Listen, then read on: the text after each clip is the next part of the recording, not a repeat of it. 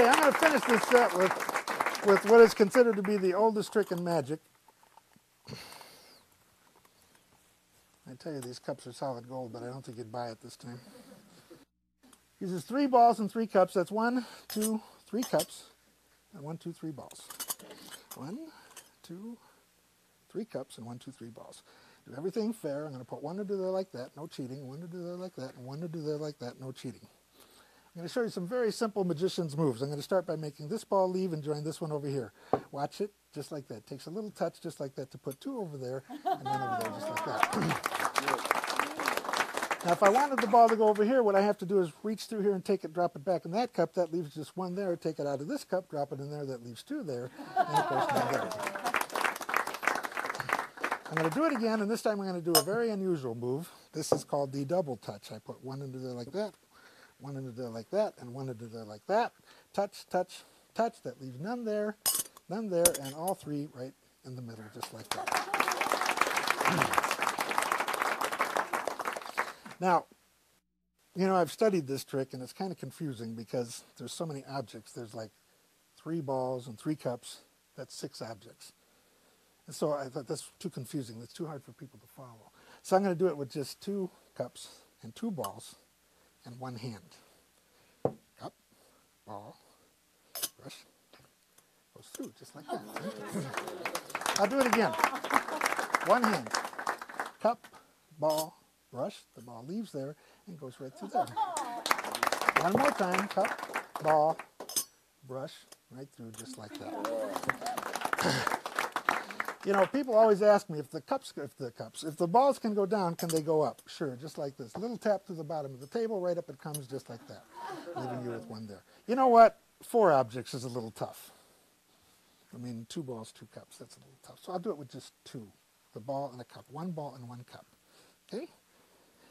I'm going to ask you to help me this time. I want you to take your fingers and put them just like that. So you hold that cup down. But before you do, I'll let people see. Can you peek under there, Frank? Your ball under there? Nothing. Put your fingers right on there. Nothing. Don't let anything get in or out of there, okay? We're going to see what happens. Actually, it works. It's a trick cup. It's got a little secret bottom. See, if I just hit that bottom just right and let the ball fall right there, just like that. I'm going to do it one last time. This time, keep 1 eye on the cup, 1 eye on the ball, and 1 eye on the hand it goes into. And I'll do it slow motion. I put the ball in the hand. I blow. That's bad breath, but a good trick. Boom. And the ball goes right back in. You know what? I thought more about this thing, and you know, it isn't a question of how many. It's a question of the size. So the next time I do this trick, I'll use the big ones. Thank you very much. Thank you very much. Thank you. Thank you.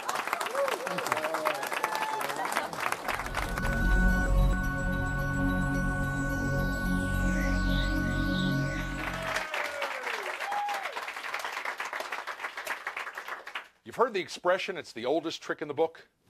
This one really is. It dates back to at least the ancient Egyptian civilization.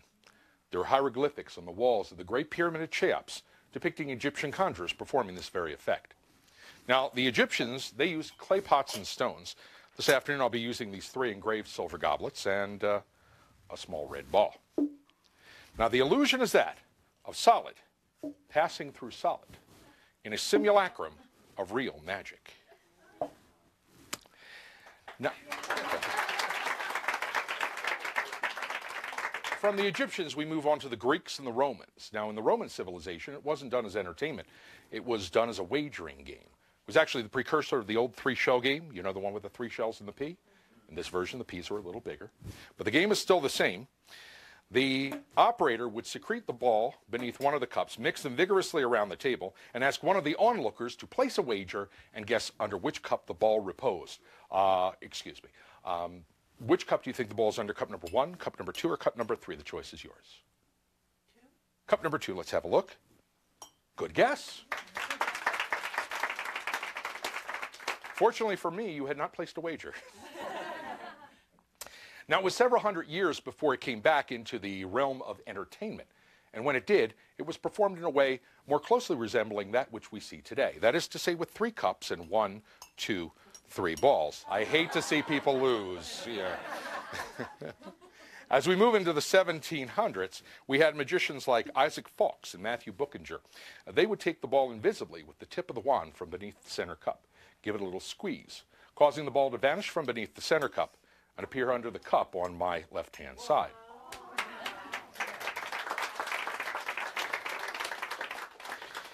In the early 1800s, magicians like Bosker, Dobler, and Hofzinser, they would do it in a similar fashion. That is to say, they'd remove it from the center cup, give it a squeeze, cause the ball to vanish from the center cup and appear here under the cup on my right. A small but important difference. Now, as we move into the later 1800s, we have magicians like Bertram, Chapiter, and Mellini. They took a page from the Egyptians. That is to say, they would stroke the cup with a wand, causing the ball to penetrate through the cup and join the other 2 beneath.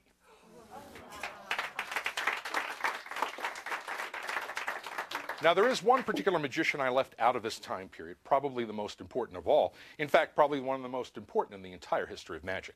I speak of Jean-Eugène Robert Houdin. He was the father of modern conjuring.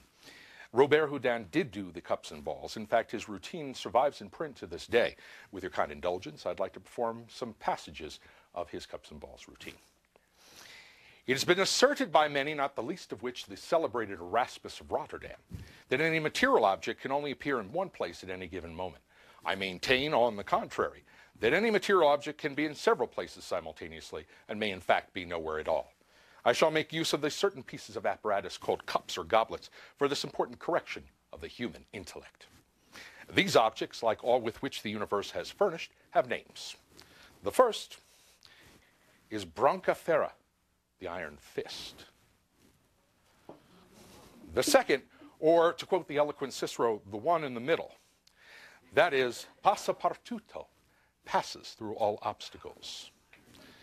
The third or last, or for your better comprehension, the first from this end, that is più presto che il vento, swifter than the wind.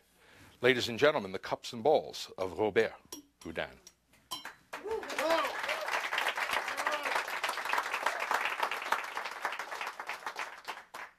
As we move into the 20th century, we find many great cups workers. In the beginning of the century, we have magicians like Rossini, Pop Krieger, and Fred Keating.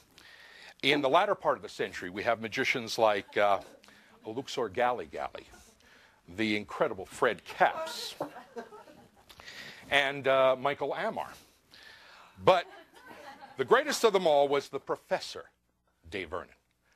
Now, when I was a young man in 1968, I went to my first magic convention, and the featured performer and lecturer was Dai Vernon. A 14-year-old boy can scarcely appreciate the genius that Vernon was, but I had the good fortune to see him perform and lecture many times over the ensuing years, and I got to spend time with him personally, talking with him, learning from him. This routine, in essence, is Vernon's routine for the cups and balls. And the professor always believed that every good cups and balls routine should have a big finish. And so, this one does. Thank you.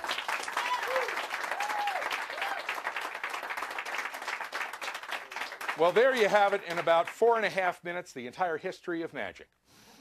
But I think we have a little more time that we can spend together, so let's go back. Back to the beginning, when we can more closely examine the history and mystery of the art of magic.